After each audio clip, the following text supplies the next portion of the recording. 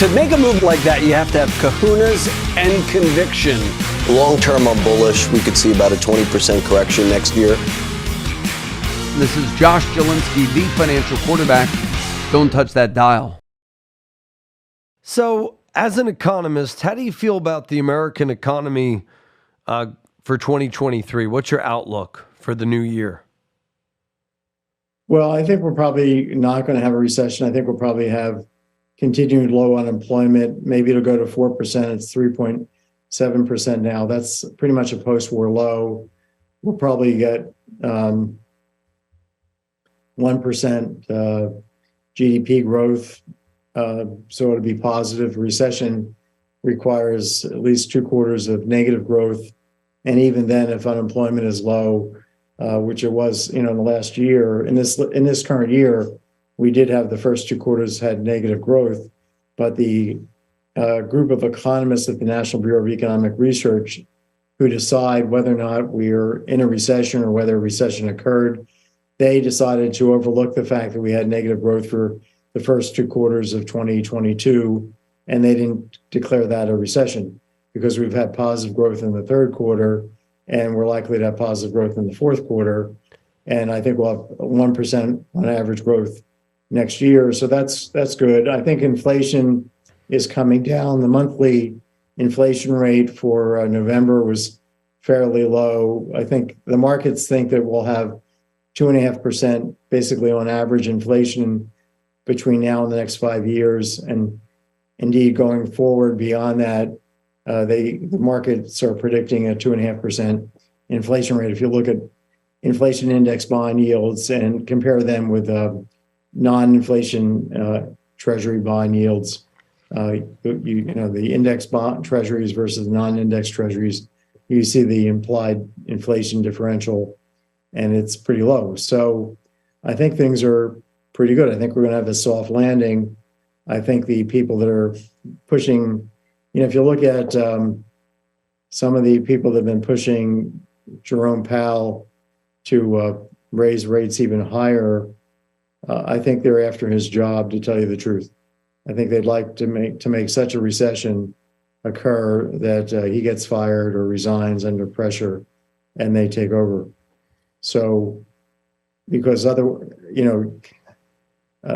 referring in particular here to a former classmate of mine, Larry Summers, who was a former Treasury Secretary, has been very vocal pushing Powell to raise interest rates. Well, he has raised interest rates, but if you look at the differential between the federal funds rate, which he controls, the Fed controls, that's a short-term lending rate to banks and other financial institutions. That federal funds rate, if you compare that's almost the same as inflation right now. So going in terms of monthly inflation going forward, if you projected this year's inflation rate based on the November number, and you looked at the federal funds rate, and you predicted, if that stayed where it is now, now that it's been raised a bit, you'd have a zero real rate, a zero real differential. Under Volcker, he raised the real federal funds rate, the difference between the nominal federal funds rate and the inflation rate, by 3 percentage points. So it went from something low to 3 percentage points. So we're talking about a Fed policy today that's really accommodating the inflation, not trying to kill it, at least so far. And because they think that inflation is coming down on its own, that inflation is a result of supply side shocks that are being alleviated. The price of wheat is lower than it was when Putin invaded Ukraine. The price of oil is lower than it was when Putin invaded Ukraine.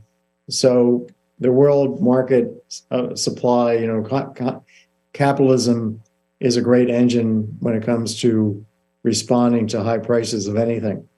Somebody figures out a way to start selling that thing and making money. So you're positive.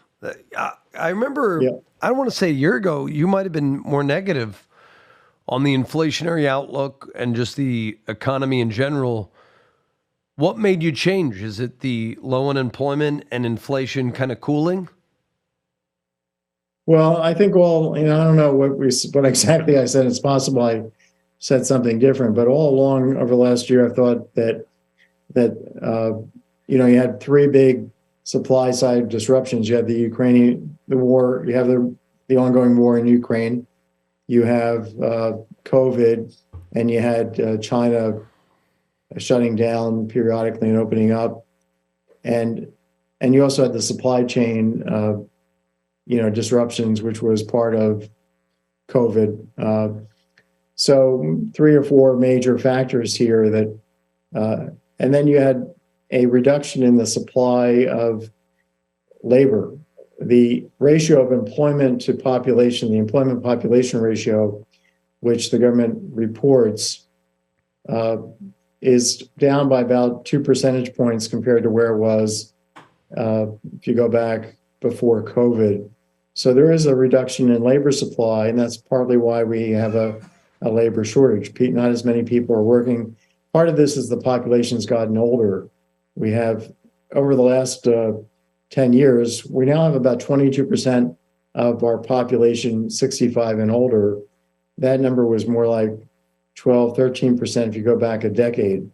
So part of the reason we have a smaller ratio of employed people to population now is that every year our country is getting older. We're heading to about 27% of our population being 65 and older.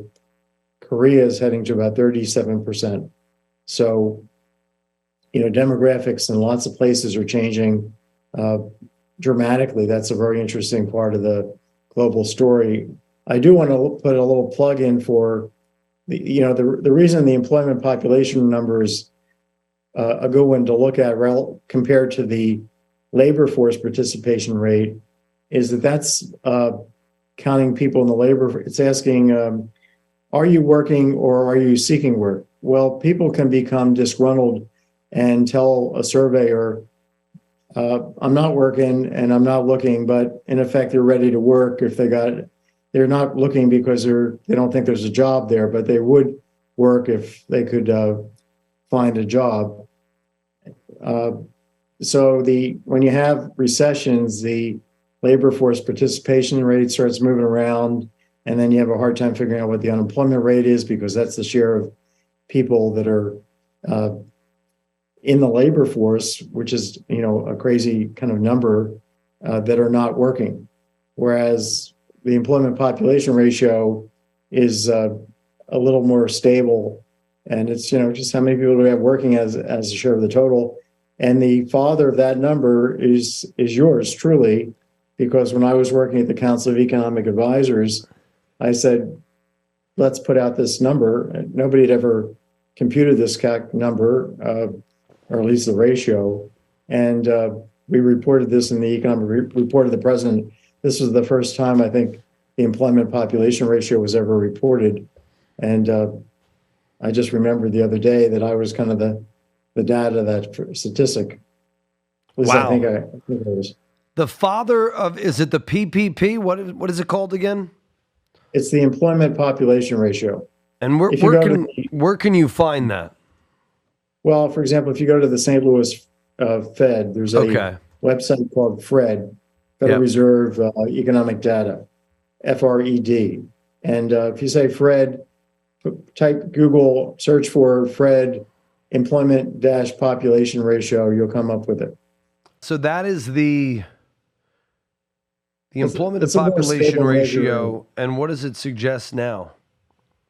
Well, it's lower by a couple percentage points than it was, going back 5-10 years ago. So we have fewer people working. And why that is, and maybe they're disgruntled, but it may also be they're retired, they're older, because we have this much larger share of the population that's older. And that's, imagine you had the entire population, you had a small number of young people and everybody else was 90. Well, the employment population ratio would be very low. And that's kind of, part of what's going on here, the aging of society. So, we have lots of job openings, and it's not like you can't find a job very quickly out there. So it's really the people are too old to work, or they don't want to work, they don't want to work any longer. I think we have too many people retiring too early and taking their Social Security benefits far too early. There's a paper on my website that we just posted. It's a joint paper with a former grad student, Victor Yee, who now works for Open Door, and the head of the department, the research department at the Federal Reserve Bank of Atlanta, David Altig. And the three of us wrote a paper. We looked at data from the Federal Reserve, ran it through my company's Maxify Planner software, which does personal financial planning for households. But anyway, we ran it through that tool, or a research version of that tool, and we looked at when people are taking their Social Security benefits and when they should to get the highest lifetime benefits. We found that the typical household, middle-aged household, when they hit retirement age,